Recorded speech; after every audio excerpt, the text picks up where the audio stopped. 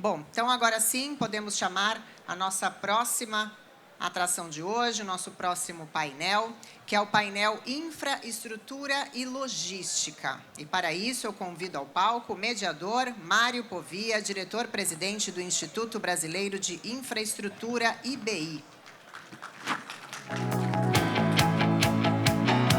Convido também Anderson Comini, presidente da Autoridade Portuária de Santos, APS. Fabrício Pierdomênico, sócio-diretor da agência Porto Consultoria Portuária e Empresarial. Convido ao palco Luiz Cláudio Santana Montenegro, sócio da Neowise Consultoria. E Leandro Barreto, diretor-geral da Solve Shipping. Lembrando que as nossas palestras todas são silenciosas, então, por favor, coloquem os fones.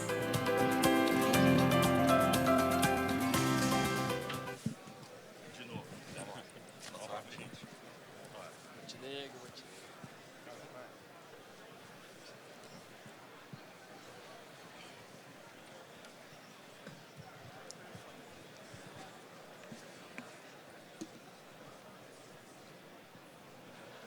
Bom dia a todos. Agradecer o convite de estar aqui, tendo a honra de mediar este painel para falar de infraestrutura e logística. E, claro, com ênfase no café, nesse evento. Ao lado aqui de 4 craques do setor de infraestrutura e de logística. E é interessante que quando a gente vai atuar num painel como esse, né, o pessoal liga preocupado, olha, nós vamos falar do quê? Né? Que perguntas? Aqui não teve isso, ninguém me procurou, ninguém conversou nada. Você vê o domínio que eles têm do tema, essa tranquilidade que eles têm para falar no tema. E vai ser ótimo, né? Porque a gente tem essa liberdade, né, de tratar dos temas, como disse, temas dominados por esses profissionais altamente qualificados que vivem no seu dia a dia a infraestrutura de transporte e a logística. E eu vou propor aqui a cada um deles, né? Claro, a gente precisa contextualizar, é necessário que a gente saiba, né, em que ponto nós estamos, né, nessa linha do tempo, né? E é importante também, para ter esse diagnóstico, que haja essa contextualização. Mas a minha proposta é trabalhar muito mais aqui a questão do prognóstico, né, da percepção de cada um de vocês para os cenários futuros, e acho que, em grande medida, é o que o nosso público aqui anseia saber, né, para onde a gente está indo. Eu queria, já agradecendo a tua presença aqui, Leandro, começar contigo, né? Você é um especialista no shipping, né? A gente já teve a oportunidade de estar junto em outras ocasiões, e eu queria começar contigo, né? Como é que está a tua visão do shipping, particularmente, né, para o nosso case aqui do comércio exterior, das exportações de café. Então, por favor, com a palavra, muito obrigado pela presença. Alô, bom, já está funcionando aqui, vou tirar o meu microfone. Primeiramente, agradeço à Associação Comercial, Mauro, pelo convite, pela satisfação de fazer parte de um painel com gente tão boa, tão qualificada e tão apaixonada pelo tema, né, quanto nós. Eu, nessa intenção, Mário, de fazer aí, né, um overview, né, para a gente começar a tratar do tema, eu trouxe aqui alguns slides, me permitam, por favor, levantar, e vou tentar muito rapidamente dar uma contextualizada em como a gente está entendendo a situação da infraestrutura.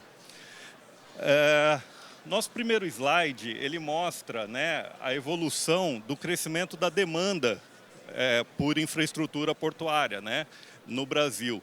E a gente estava ouvindo o Pablo Spyer falar aqui agora há pouco de um crescimento de 2%, 3%, 5% da economia mundial aí, né?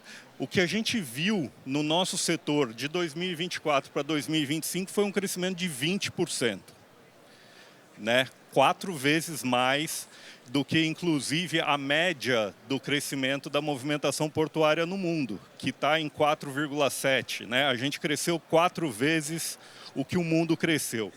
Aí, de 2024 para 25, a gente cresceu 10%. Ou seja, a gente cresceu o dobro do que o mundo cresceu. Legal.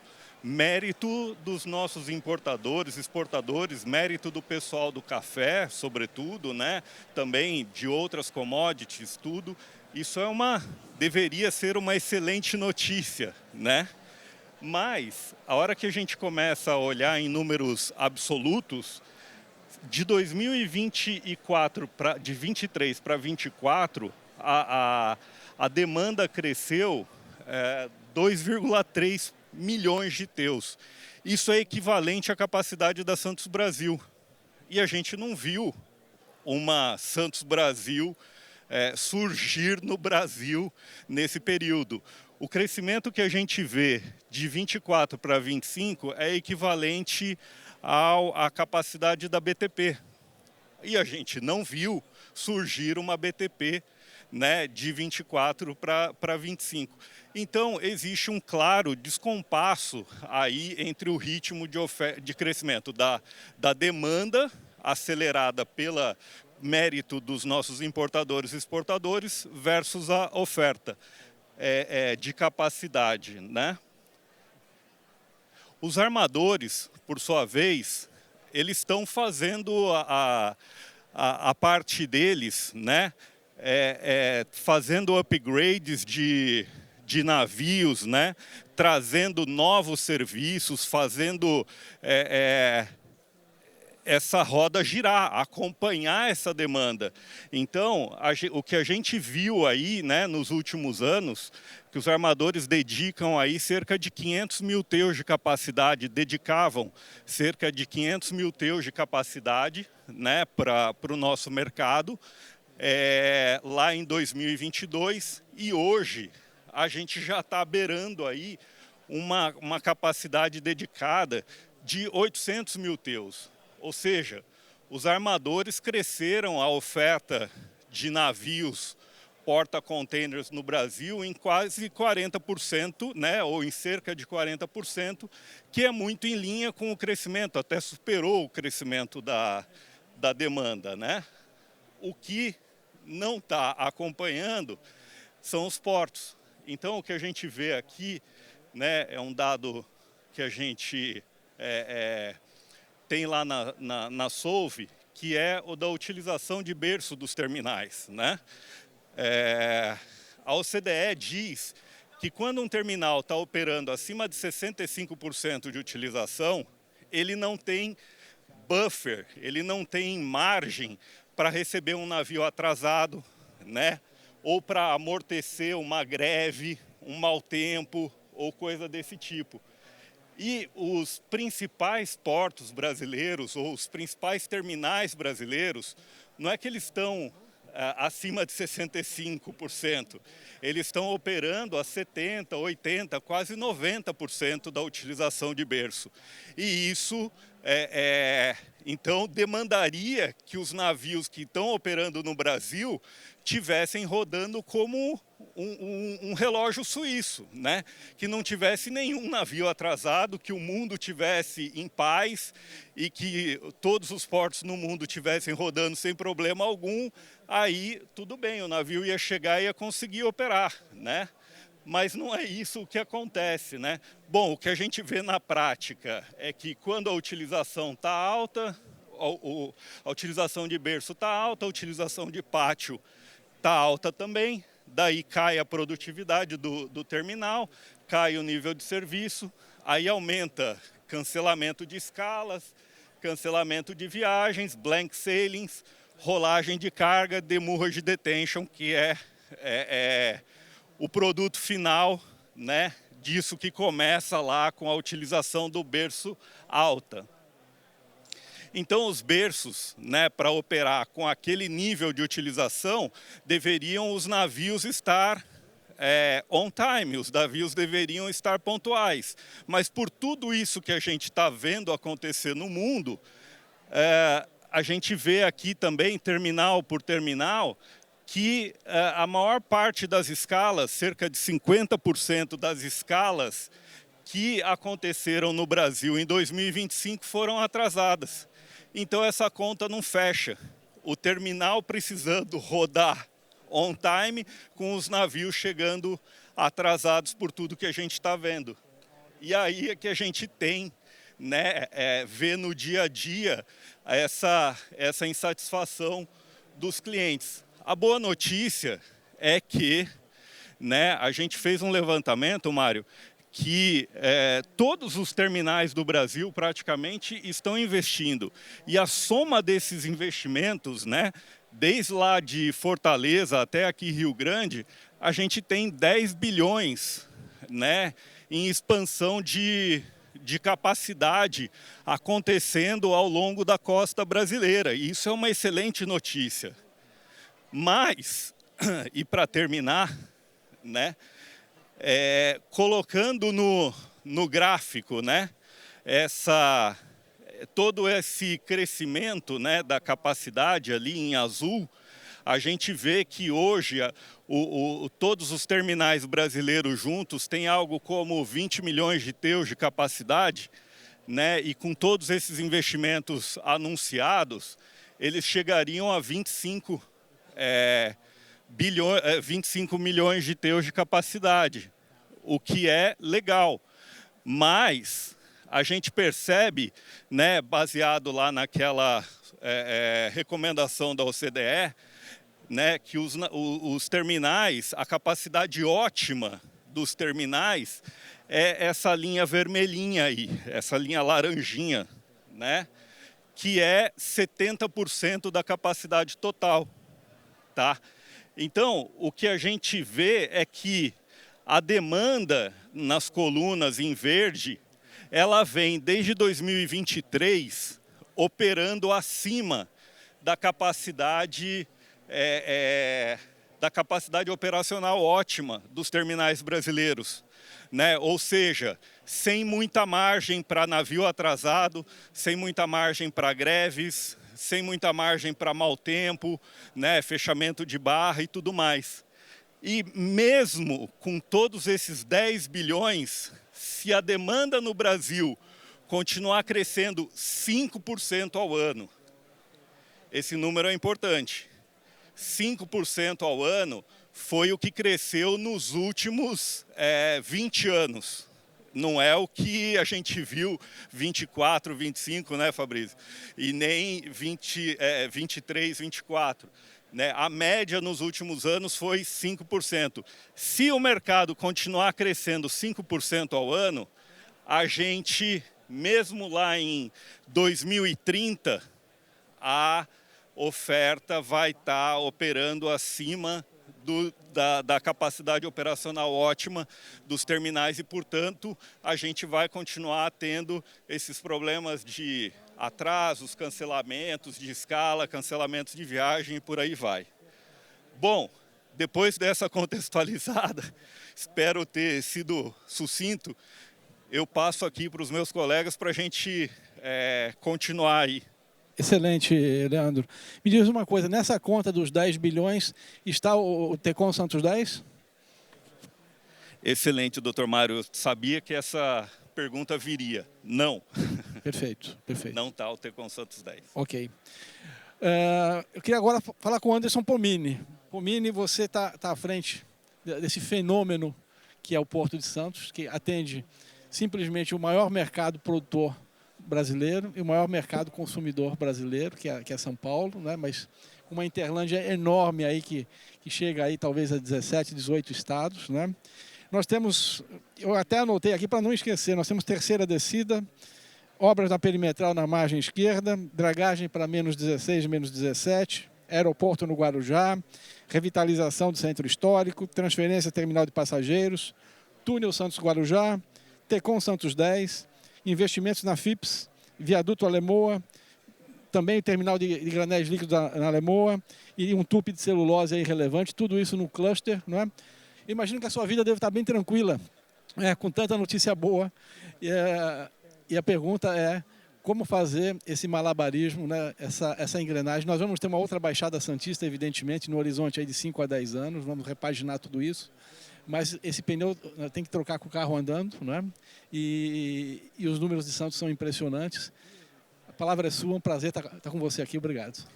Eu que agradeço, Povia, é uma honra estar aqui com vocês, cumprimentar o Mauro Samarco, a Eliane Samarco, parabenizá-los por esse excelente seminário, 25ª edição, né? E o público presente já presta uma homenagem aos produtores do café em especial.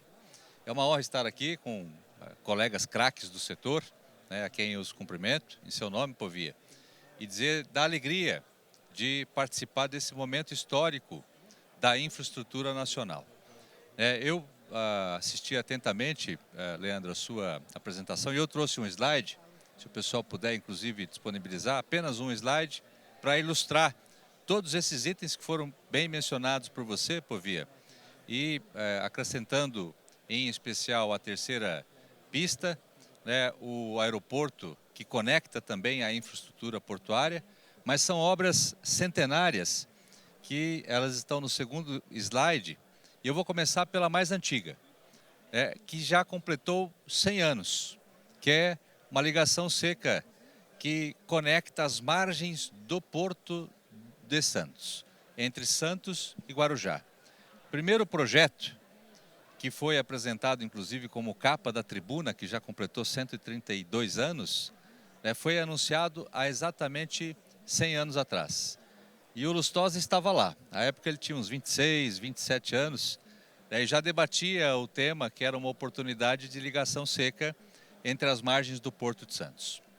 Veja, nós estamos há 100 anos estudando uma ligação entre as margens do Porto de Santos.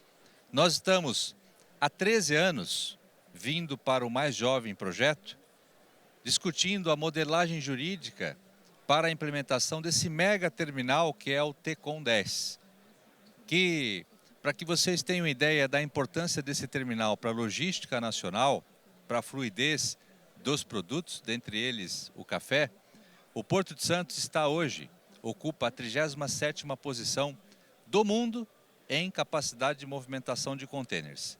Essa é a métrica, com 5,5 milhões que foram destacados aqui na exposição anterior. Se nós tivéssemos o TECOM 10 em pleno funcionamento, o Porto de Santos ocuparia a 20ª posição do mundo em capacidade de movimentação de contêineres. Então veja a importância do funcionamento desse terminal. Mas nós estamos há 13 anos debatendo um modelo para implementarmos aquilo que é óbvio. E sempre comparam, Povia, e esse é o nosso desafio, para a implementação de todas essas obras que estão impressas no slide, o nosso modelo de gestão. O porquê que nós somos tão lentos para implementarmos aquilo que é óbvio? Tudo isso aqui é óbvio. Aliás, alguns já me antecederam aqui em cargos, né, em gestão pública. Nós temos aqui secretário nacional de portos, executivos que foram diretores de agência, todos já emprestaram a sua experiência para o outro lado do balcão na gestão pública. E certamente muitos desses projetos foram enfrentados nessas oportunidades. Está aqui o Lavoro, inclusive, que foi do Ministério, foi do nosso Conselho de Administração. Esses temas são conhecidos pelo complexo portuário e principalmente vivenciados por quem depende da exportação do seu produto. E a pergunta é, por que não fazem? Por que a gente debate 100 anos para a implementação daquilo que é óbvio? Uma ligação seca, ela exerce influência sobre a boa operação portuária? É claro que sim. O porquê que o TECOM 10 é tão importante e todos querem, já não foi implementado? Por conta do nosso modelo de governança, modelo de país. E a referência que sempre nos trazem é por que a China, os Emirados Árabes, eles são tão ágeis em implementar obras de infraestrutura. É simples. Na China nós temos uma pessoa decidindo e 1.600.000.000 pessoas executando. No Brasil é o contrário, sem nenhuma crítica. Mas é o nosso modelo de gestão. Os Emirados Árabes, eles avançam sobre o mar e não tem nenhuma impugnação do IBAMA, da CETESB, ou algo que possa gerar impedimento. Também sem nenhuma crítica. Acontece que ali o poder é concentrado. Eles sabem o que é necessário para o desenvolvimento do país. Infraestrutura. eles agem e depois compensam. No Brasil, a gente tem um movimento contrário. Nós estamos preocupados com a compensação, com a preservação que é correta. Talvez o nosso desafio seja encontrarmos uma calibragem adequada para o desenvolvimento sustentável com a preservação do meio ambiente. Esse é o grande desafio, porque todas essas obras são importantes, são estratégicas para o desenvolvimento do país. Em 3 anos nós teremos um novo porto, com essas obras implementadas. 3 anos, anotem aí. E para cada uma dessas obras nós temos uma linha do tempo, que os senhores e senhoras poderão acompanhar se baixarem o aplicativo do Porto de Santos. Então, por exemplo, aprofundamento do canal. Nós estamos próximo à assinatura do contrato, está aqui o nosso diretor Razões, que é responsável também por essa demanda. Então, semana passada nós analisamos as últimas ações formais para assinarmos o contrato com a empresa vencedora e já estabelecermos o cronograma para que esse canal seja aprofundado. Há quantos anos o mercado espera e exige, com razão, o aprofundamento do canal? Para que os navios possam acessar, independentemente da maré e com carga total. Há 20, 30, 40, 50 anos. É uma necessidade. E com muito esforço a gente vai avançando, enfrentando a burocracia, passa pelos órgãos de controle e há uma competição natural entre os concorrentes que querem esse contrato, que judicializam e do nosso jeito a gente vai enfrentando. Fato é que me perguntaram esses dias, Povia, a política é muito dinâmica, né? Eu estou há 3 anos e 2 meses frente à autoridade portuária. E aprendi muito, em especial com vocês que compõem essa mesa. E me perguntaram, Pomini, certamente você fica até dezembro se você não recebeu um telefonema antes disso, né? Qual seria o legado dessa direção? Que o Lustosa, inclusive, integrou e fez parte. Talvez o reposicionamento do porto, para que ele tenha um projeto de governo pensado 25 anos à frente. E essas obras, elas reposicionam o porto de acordo com a expectativa do próprio mercado. Porque nada pior do que olharmos para uma gestão pública e não visualizarmos um horizonte de obras que pretendem resolver esses gargalos que foram anunciados aqui. E a boa política é aquela que se faz olhando justamente para o para-brisa e não para o retrovisor. E essas obras, elas classificarão o Porto de Santos dentre os mais modernos do mundo e atende à ansiedade de todos os setores. Hoje nós estamos falando do café, que é uma grande homenagem que presta esse seminário. Mas essas obras, elas auxiliam todo o nosso complexo jurídico, o hub multipropósito que é a configuração do Porto de Santos. Então eu destaco aprofundamento do canal, já para terminar, Povia. O túnel Santos-Guarujá, o contrato está assinado, nós já disponibilizamos o recurso do Porto, nós estamos em vias de já em implementação do canteiro de obra. Aprofundamento do canal, o contrato será assinado nos próximos dias, será aprofundado de 15 para 16. Na sequência nós teremos o projeto de concessão, que vai aprofundar de 16 para 17. O VTMIS, desde 2013, nós assinaremos o contrato ainda no final desse mês, 2013, para a implementação de um sistema que é estratégico para a logística, principalmente entrada e saída dos navios do canal do Porto de Santos. Nós ampliamos a poligonal do Porto de 9 para 15 milhões de metros quadrados. Ou seja, nós fizemos um movimento contrário daquele que vinha acontecendo nos últimos anos, que era a redução da poligonal. Então o Porto está sendo projetado para o futuro, passando por outras obras, por exemplo, que integra o Porto com a cidade. Quem não conhece ainda, eu convido a conhecer aqui o Parque Valongo, a visitar o Parque Valongo, que é uma parceria do setor privado, Prefeitura, Porto de Santos, para a implementação do nosso Porto Madeiro. O nosso é muito melhor, porque você tem os navios passando na frente. Na Argentina você tem boa carne, mas você tem um canal morto. Aqui não. Aqui nós teremos um canal vivo, com uma área que não perde em nada para aquela estrutura que é conhecida pelo Porto Madeiro.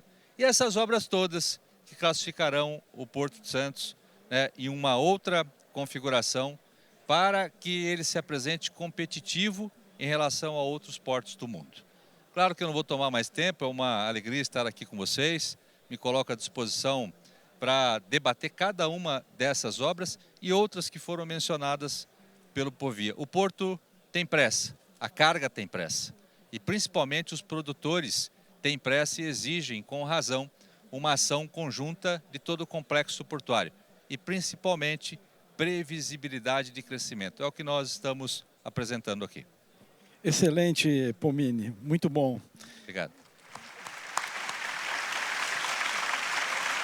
Luiz Cláudio, o Porto tem pressa, a gente vê claramente, e nós estamos aqui num seminário do agronegócio, do café, a gente vê claramente a carga, né?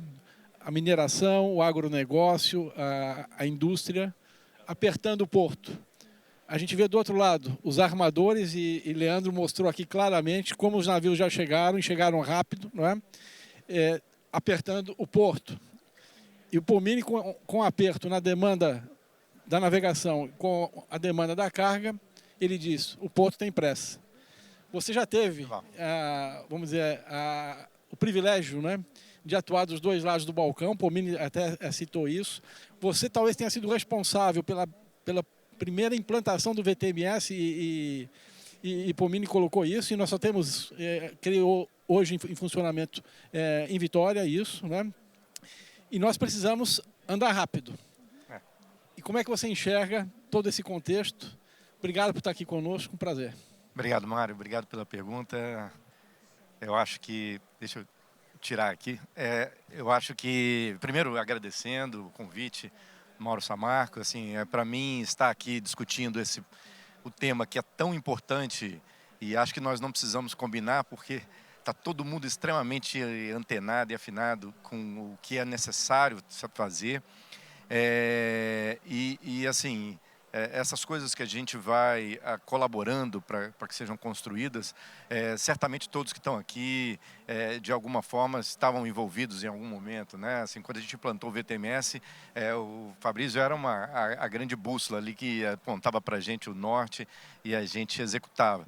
Mas eu acho que o que já foi discutido aqui está muito alinhado com o que a gente vem alertando e diagnosticando aí sobre o setor.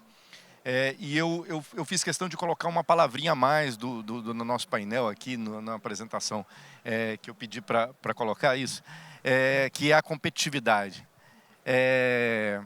Obrigado.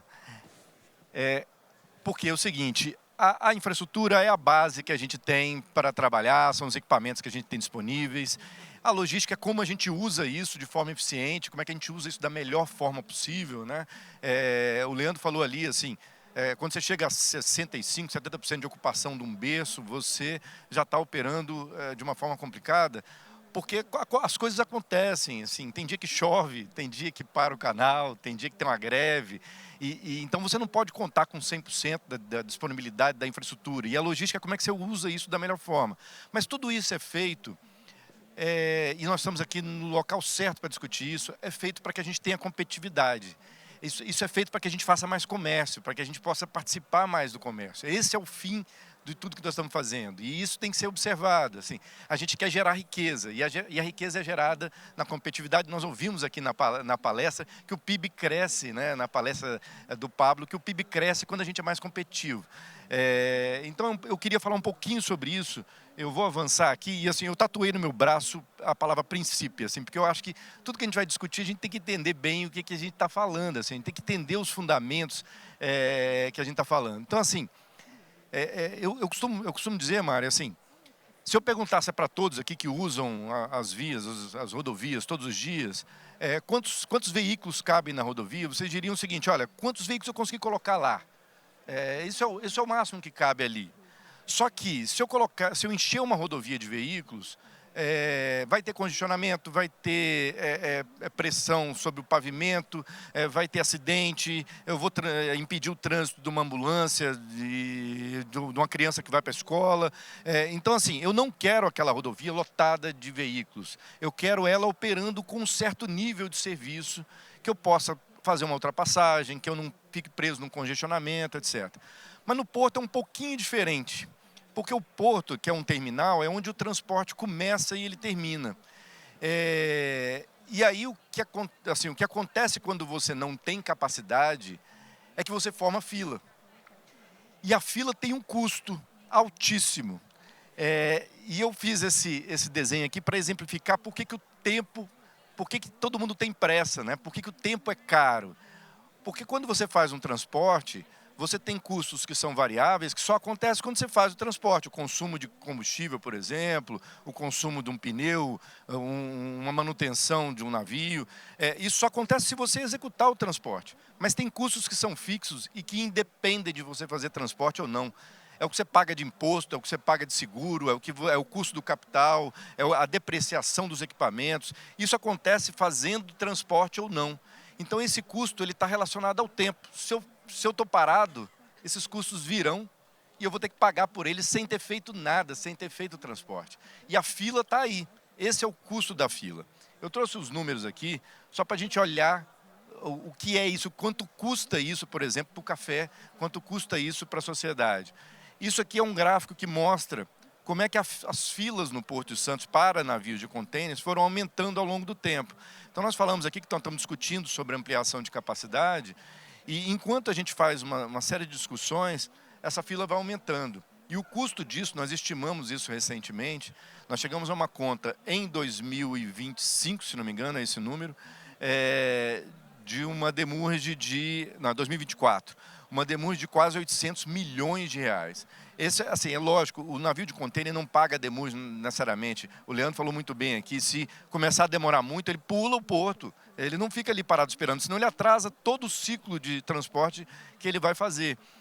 Então, esse custo, ele vem no aumento de frete, ele vem no custo para o usuário que deixou de embarcar porque teve uma omissão de navio e etc. É desse custo que nós estamos falando. E a gente fez uma conta com um exemplo da discussão do TECOM 10 desde 2019 até agora. E olhando dois fatores só, para a gente entender quanto isso custa. Se eu olhar quanto que nós fomos acumulando desses custos levantados de demurge desde 2019 para cá, nós vamos chegar no número de 2,2 bilhões de reais acumulados nesse período aí de 2019, 2020 até agora. E se eu olhar quanto que o setor público deixou de arrecadar de tributos que poderiam estar sendo pagos e reinvestidos no próprio porto, nós vamos chegar a alguma coisa em torno de 1,5 bilhão de reais. Assim, somados, nós estamos falando de 3,8 bilhões de reais acumulados.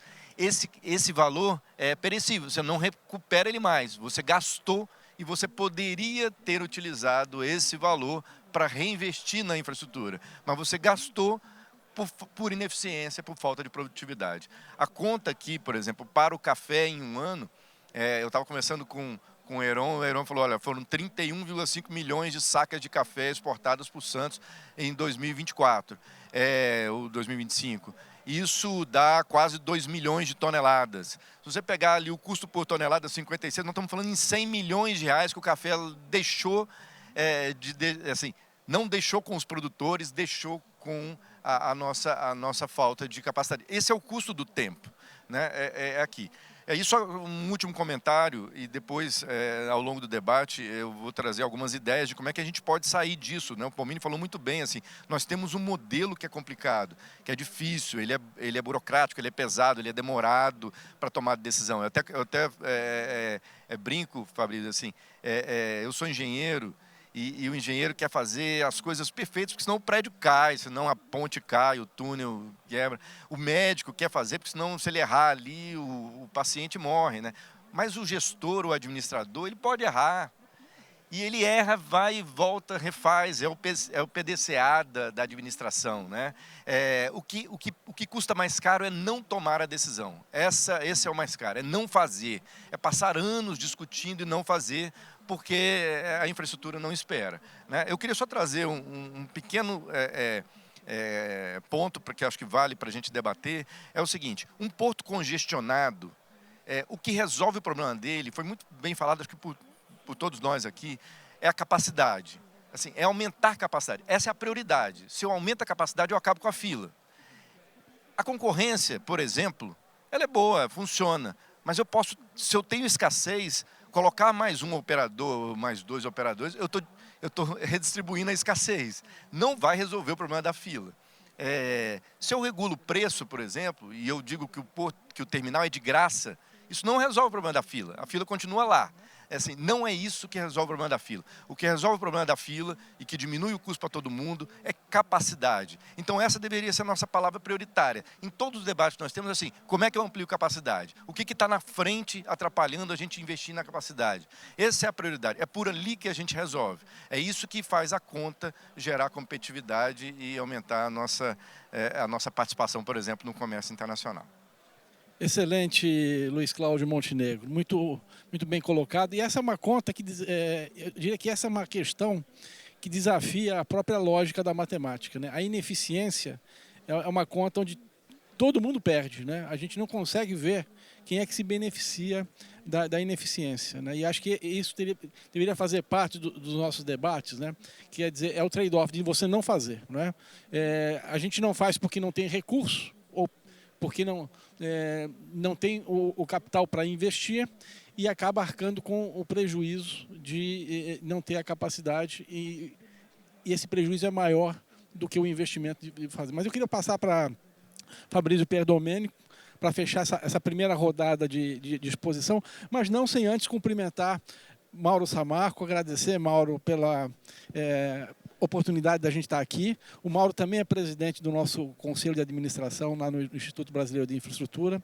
Cumprimentar também aqui o Elber Justo, que também faz parte do time da Associação Comercial de Santos, e parabenizar por todo o evento. Vejo aqui também Eliane Samarco, que é presidente do IBI Social, também junto com a gente nesse projeto que é o IBI, e também cumprimentar a Nicola Majota, que é meu colega de diretoria do Instituto Brasileiro de Infraestrutura. Mas agora passar para você, Fabrício, e você que também, a exemplo de Luiz Cláudio, né, teve a oportunidade de estar dos dois lados do balcão, já foi diretor do Porto de Santos, foi secretário nacional de portos, consultor, conhece muito do setor. Para onde nós vamos, Fabrício Pierdomenico? Obrigado por estar aqui conosco. Primeiro, eu queria agradecer a presença de estar aqui junto com vocês, com esse time seleto, time de debatedores, a começar pelo nosso capitão, Mário Povia, a quem eu conheço, vou chutar, 17 anos, desde quando eu fui secretário a primeira vez, em 2008. Você estava lá já na ANTAC, a gente tinha a oportunidade de conversar muito. Mesma época que eu conheci o Montenegro, quando eu convidei ele para ir trabalhar lá comigo, né, ao meu lado, na Secretaria de Planejamento e Desenvolvimento Portuário da extinta Secretaria Especial de Portos. O Pomini, a quem eu conheci recentemente e já expresso a minha admiração pelo seu trabalho, o Leandro, né, também pela sua capacidade de trazer para nós essa visão, né, a respeito do shipping. Mauro, obrigado mais uma vez por estar aqui, pelo seu convite. E em seu nome, cumprimentar a todos da Associação Comercial, né? Mário, se a gente não olha, eu gosto muito de olhar o passado como experiência de aprendizado para o futuro. Sem conhecer a nossa história, quem não conhece a própria história dificilmente vai conseguir planejar o seu futuro. E é interessante estar aqui falando sobre café. Porque se não fosse o café, se não existisse o café, nós não estaríamos aqui falando sobre o Porto de Santos. Nós não teríamos uma associação comercial com o peso que a Associação Comercial de Santos tem. Nós não teríamos a Bolsa de Valores de café. Para entender o peso disso, Santos fazia o preço mundial do café. Era aqui. É o equivalente hoje, Montenegro, à Bolsa de Chicago para a soja. O café foi o impulsionador de tudo que nós conhecemos hoje como Porto de Santos, como cidade de Santos e como estado de São Paulo. Quem era o estado de São Paulo no século XVIII? Nada. Veio tomar relevância quando? Quando surgiu o poderoso café. E é interessante, sabe, Mário, eu não sei se você sabe, mas eu sou de Cubatão, eu sou nascido e criado em Cubatão. Sou nascido e criado em Cubatão. Lá em Cubatão não tem praia, né? Apesar de Santos, a nossa praia era Santos, era Guarujá, mas Cubatão não tem praia. Mas Cubatão tinha um negócio que quando a gente tinha lá 13, 14 anos, a gente adorava fazer. Punha uma mochila nas costas, eu e meus amigos, adolescentes, e a gente subia a Serra Velha. A Serra Velha, para quem não conhece, ela foi imortalizada na canção do Roberto Carlos, As Curvas da Estrada de Santos. A velha serra, que é do começo do século XX, ela é um monumento à logística, é um monumento à ligação Planalto e Porto. Mas antes disso, tinha um negócio chamado Calçada de Lorena. A Calçada de Lorena, ela ainda existe. E era uma das coisas que a gente mais gostava de fazer, era subir a Serra Velha, entrar para ver a Calçada do Lorena que restava ainda, ia subindo até o topo da serra. A gente fazia isso a pé. Durava 2 horas subindo, tinha as cachoeiras. Aliás, até hoje esse passeio existe, eu convido a vocês a fazer esse passeio, é lindo demais. Você subir a serra na sua natureza bruta. Mas a Calçada do Lorena, ela é de 1790, 1792. Foi a primeira calçada pavimentada do estado de São Paulo. Do tempo do professor Lustosa, portanto. Provavelmente. Ele deve ter sido o engenheiro que estava lá. Então, olha só, e por que ela existiu? Porque a ligação Planalto-Baixada era feita antes por escravos. Só se subia e só se descia. Essa era a logística.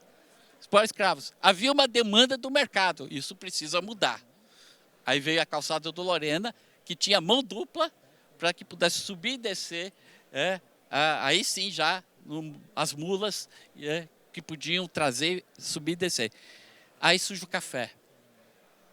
Aí a demanda surge antes da oferta da logística. Mais uma vez, o Brasil correndo e o nosso Porto de Santos correndo atrás dessa demanda. O que aconteceu? Foi feita... o Porto de Santos nem existia como porto, eram 12 trapiches, mal arrumados. Faz essa época que surge a Associação Comercial de Santos, surge o café, e o café exigia logística. O café exigia infraestrutura e logística. Era preciso ter infraestrutura e logística. E como foi feito isso? Como é que essa logística se implantou? Em 1867 é inaugurada a São Paulo Highway, a famosa Santos Jundiaí. Deu um upgrade no transporte, já não precisava mais descer a Calçada do Lorena com as mulas. Poderia se trazer do café do interior para o Porto de Santos por ferrovia. Baita avanço. Mas aí olharam assim, e o Porto? O que a gente faz com o Porto? Tem 12 trapiches lá, isso não vai dar conta. Isso não é possível, isso não é viável. Tentou passar isso, o Porto para o estado de São Paulo. Toque, é seu. Faz aí, vê. Não deu certo. Em 1888, faz-se a primeira concorrência. O Bucica disse que foi a primeira concorrência da história, foi ainda no Império, em que se escolheu uma empresa e foi concedido o porto para iniciativa privada. E o porto, em 1892, né, Pomini? 2 de fevereiro de 1892, acho que é essa data, né, que é inaugurado o cais moderno do Porto de Santos. E aí, sob concessão da iniciativa privada. Ainda assim, você vê que a história é sempre essa, a demanda na frente da oferta de capacidade. Essa tem sido a nossa história nos últimos 200 anos, Mário. E a gente tem repetido esse ciclo constantemente. Por quê? Não sei, falta de recurso, falta de planejamento, falta de capacidade de planejamento. Eu vejo hoje a mesma coisa acontecendo, mas não é de hoje também. Eu vou dar 2 exemplos, né? Quando eu fui diretor do Porto de Santos em 2003, fui nomeado para o Porto de Santos em 2003. Naquele ano, Montenegro, o Porto de Santos, no ano anterior tinha movimentado 50 milhões e em 2003 fechamos com 52, 53 milhões.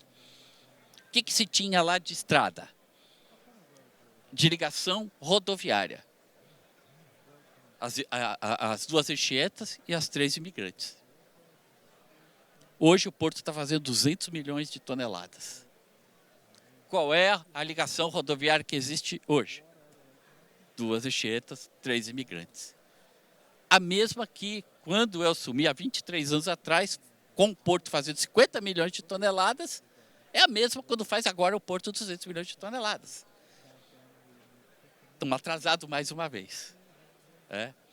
As 2 ferrovias que abastecem o Porto, uma é de 1867 e outra é de 1910, a Mairinque Santos. Melhorou muito? Melhorou. Então, FIPS, tem um monte de coisa. Mas, por exemplo, quando eu era diretor, o debate era que a ligação de Cubatão, do Perequê para Santos, da antiga da MRS, ela tinha uma bitola só, precisava de 2 bitolas, porque aqui no Brasil até isso a gente consegue fazer. O Brasil tem 2 bitolas ferroviárias e a gente precisa adaptar sempre isso. Você vê, são discussões que vão se acumulando. O último grande investimento no Porto de Santos, de investimento público, de infraestrutura, Montenegro, foi a perimetral margem direita, que hoje funciona, e a cidade, inclusive, ela capturou uma parte disso para ela mesma. Ali, para mim, a maior símbolo da relação Porto-Cidade é a margem direita.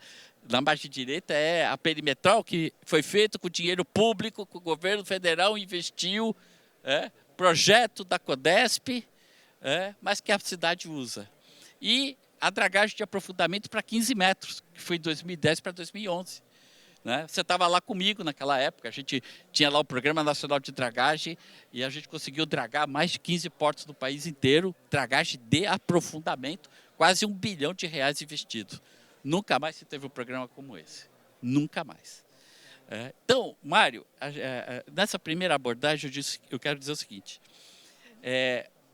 o Porto de Santos tem sua capacidade hoje comprometida, todos aqui já falaram isso, não vou eu que vou repetir. O café sempre foi a locomotiva, 80% do café do Brasil passa por aqui. Nós precisamos de capacidade, nós precisamos de infraestrutura, mas precisamos de modelos de gestão que possa permitir que público e privado tenham a mesma velocidade de investir. Eu já fui público, eu disse que às vezes quando no meus cargos eu me sentia o cara que mais trabalhava e menos produzia no mundo. Porque você trabalha, né, Mário? Você também foi lá na gente, trabalha, no final do dia, o que você produziu? Pouco. Então, esse pensar em gestões modernas, até porque o Brasil são vários. E nós temos gestões dentro do próprio Brasil completamente diferentes. Vou dar um exemplo claro para terminar. Os portos não delegados, que são os portos federais, a capacidade de investimento, de fazer o que está proposto no seu próprio orçamento, é muito mais baixo do que os portos delegados. Mas é porque eles são mais competentes ou não? Não, porque a gente tem 2 regimes de gestão diferentes para a mesma coisa. Enquanto que o Porto Delegado tem capacidade de fazer uma movimentação no seu orçamento próprio de investimento, o Porto de Santos, por exemplo, para poder modificar qualquer rubrica, precisa passar pela Câmara, precisa passar pelo Congresso e fica engessado. Então, é pensar também em formas de facilitar esses investimentos para o gestor público, para que ele possa, lá na frente, poder de fato ter a mesma velocidade que o privado nos seus investimentos. Excelente, Fabrício Pierdomenico, muito bem colocado, muito pertinente, né, essa observação. Eu queria voltar com você, Leandro. Nós estamos... vamos falar de Santos um pouco, né? O Pomini já falou aqui para a gente, nós vamos para menos 16, depois vamos para menos 17. O porto, eu costumava dizer que não será por decreto que a gente vai dizer qual porto será um porto concentrador, um hub, né? E naturalmente, isso foi muito tranquilamente, Santos já se apresentou e já ocupa este espaço de hub, haja visto o que se gera de carga feeder no cluster santista, não é? Mas nós vamos ter VTMS também, e Pomini já colocou aqui, dentre as obras essenciais aí do porto, muito embora isso já venha se arrastando desde 2013. Isso é produtividade na veia, não é? Tanto a profundidade de canal quanto o controle de tráfego. Nós vamos ter parte daqueles 10 bilhões da sua conta, eu tenho absoluta certeza, né, que envolve os terminais de contêineres de Santos, mais ainda, né, o próprio Tecon Santos 10, que oxalá ele saia do papel e a gente consiga licitá-lo aí ainda nesse segundo semestre desse ano, né. Isso tudo mexe fortemente com os números que você apresentou para a gente, né. As setas estão apontadas para o lado correto, né. Isso resolve o problema? Isso será algo transitório mesmo assim? Não é? Como que está isso na linha do tempo, na tua percepção, né, entre demanda e oferta de infraestrutura? Sem dúvida alguma, doutor Mário. Quem quiser se tornar hub port, um efetivo hub port na costa leste da América Latina, não vai poder abrir mão de ter 16 metros de calado, né? Isso é condição sine qua non. Mas também vai precisar ter capacidade, ter produtividade. O VTMS vem aí com essa... ajudar nessa equação, mas uma coisa interessante, né? Eu não sei se a gente pode resgatar aquele meu primeiro slide novamente. Olhando para os últimos anos, o crescimento médio de Santos foi menor do que a média nacional. E muito desse transbordo que era de Santos, que sempre foi... o próximo, por favor, esse. Olha lá, enquanto 24, 25, o Brasil cresceu 20%, o Santos cresceu 13%. Depois, 24, 25, o Brasil cresceu 10%, Santos cresceu 7%. É lógico que a gente está falando 7% sobre 4 milhões, né? A gente está falando de... Uma base forte, né? A base é forte. Mas a explicação, quando a gente mergulha nesses números, a gente percebe que muito do transbordo já moveu para fora de Santos exatamente porque está limitado pela capacidade. Então, lógico que a gente precisa festejar e parabenizar a Pomini pelos 16 metros de calado, mas sem o Tecon Santos 10. E eu costumo dizer que aquela equação minha lá, que aquele último gráfico meu, ele mostra que sem o Tecon Santos 10 a gente está lascado. Com o Tecon Santos 10 a gente equilibra. Mas para que a gente, né, Fabrício, para que a gente pare de correr atrás do rabo e primeiro vem a demanda e depois vem... eu costumo dizer que junto com o Tecon Santos 10 a gente já deveria estar pensando, planejando, estudando e outros terminais aqui para Santos de talvez 3 milhões também. Porque do contrário, daqui em 5, 10 anos a gente vai perceber que estamos de novo sem capacidade. Então, o Pablo Spire estava falando aqui antes, né, que a China estava com um problema porque tem 1 bilhão e 400 mil habitantes e moradia excedente para 3. Então eles primeiro criaram a oferta para depois vir a demanda. Eu acho que nunca vai ter 3 bilhões de habitantes lá. Eu acho que tudo, né, em excesso faz mal, né? O excesso da oferta faz mal, mas a falta de oferta está custando caro, né? Então a gente precisa equilibrar. E os números mostram que se a gente crescer 5% ao ano, não estou falando do 20% nem do 10%, 5% ao ano, média histórica de 20 anos, a gente precisa do STS 10 e mais um. E só complementando a minha pergunta, a gente tem também, do lado da Receita Federal do Brasil, né, avanços significativos, aí, estamos falando de desembaraço sobre águas, né, documentos únicos aí do INPE e também para exportação. Né, isso, de alguma forma, já foi aquilatado como o que a gente pode ganhar também, né, com uma menor estadia das caixas nos terminais, né, e como isso pode também laborar em favor dessa produtividade? Com toda certeza, Mário, todos esses avanços são bem-vindos, mas a gente também tem que tomar cuidado, porque também não é só o acesso marítimo. Não adianta ter toda essa capacidade de terminal se não sair a terceira via da imigrante, se não aumentar o fluxo ferroviário, não conseguir aumentar o fluxo ferroviário, porque daí a carga não chega no porto. Então a equação ela evolve muito. Os gargalos podem mudar de posição. Exatamente. Porque a capacidade de um porto ela é calculada baseado no seu, no seu gargalo, né? Na sua limitação seja berço, seja pátio, seja equipamento, seja dual time, né? Que daí o desembaraço sobre águas melhora. Então a gente precisa ver qual é o maior gargalo e atuar sobre cada um deles. Excelente, muito obrigado. Anderson Pomeni, falar um pouco da dor e da delícia de ser autoridade portuária. Eu queria pegar o gancho que Fabrício Pierdomenico nos trouxe aqui. Não é? Parece que a vida nos portos delegados, né, é um pouco mais fácil dentro de uma mesma legislação, portos federais da mesma forma, pertencentes à União, alguns administrados por entes federativos, outros por companhias docas diretamente vinculadas à União. E a gente sabe que você tem um conselho de administração, tem um conselho fiscal, tem auditoria interna, tem auditoria externa, tem o Ministério do Planejamento que cuida lá das estatais, e você tem controle externo do Tribunal de Contas, também a CGU às vezes apita alguma coisa, a AGU também passa por aqui de vez em quando, controles em duplicidade.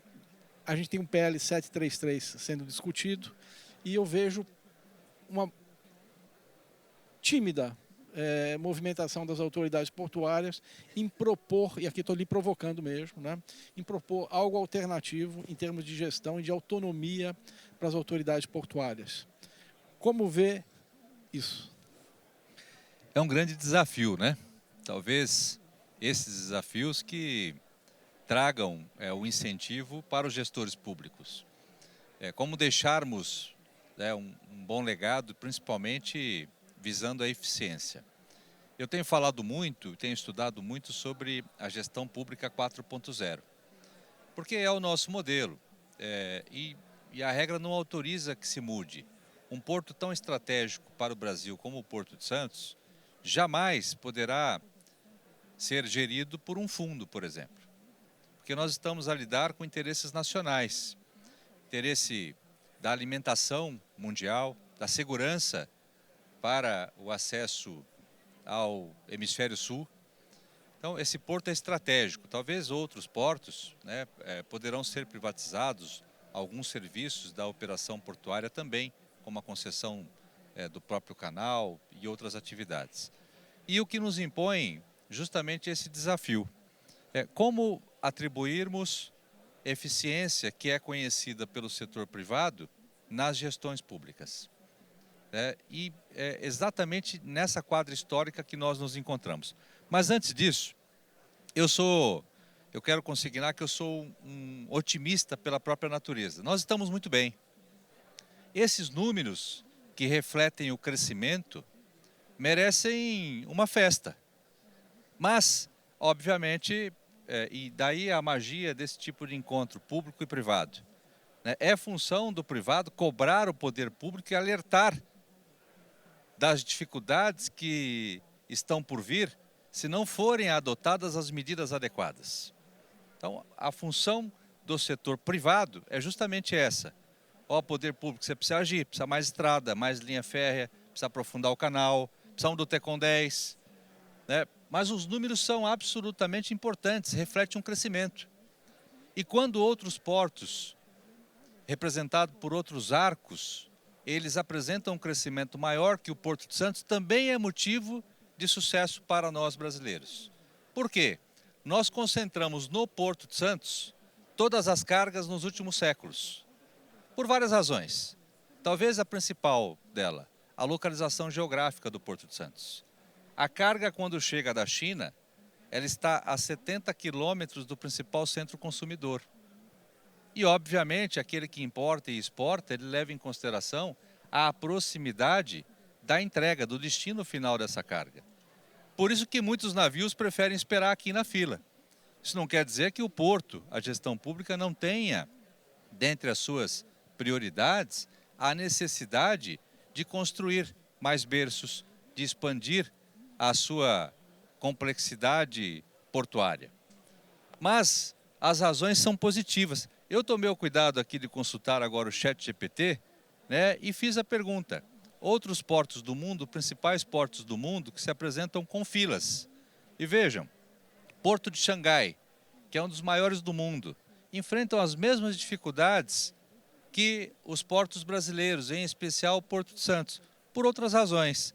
Atrasos globais na cadeia de logística. Lá, não por falta de infraestrutura portuária. E segue, porto também na Ásia, de Ningbo. Fechamentos operacionais, clima, gargalos marítimos. Porto de Singapura, que é um dos maiores do mundo. Congestionamento de escalas, nível atual de pressão logística, altíssimo. E, obviamente, eles trazem aqui outros portos americanos, por exemplo, Long Beach, Los Angeles. Na Europa, Porto de Rotterdam, Hamburgo, Antuérpia e o Porto de Santos. Isso para dizer que essa dificuldade não é exclusiva do Porto de Santos. Até porque o Porto de Santos é uma janela dessa cadeia logística mundial conectada com 200 países. O que acontece no Estreito de Hormuz impacta aqui no Porto de Santos. A nossa dificuldade hoje é atribuirmos eficiência, agilidade na tomada de decisão. E aí você me perguntou, com muita propriedade, sobre qual seria o modelo ideal para que a gente pudesse efetivamente implementar a política 4.0. E a norma é responsável por isso. Nós vivemos sobre um pacto.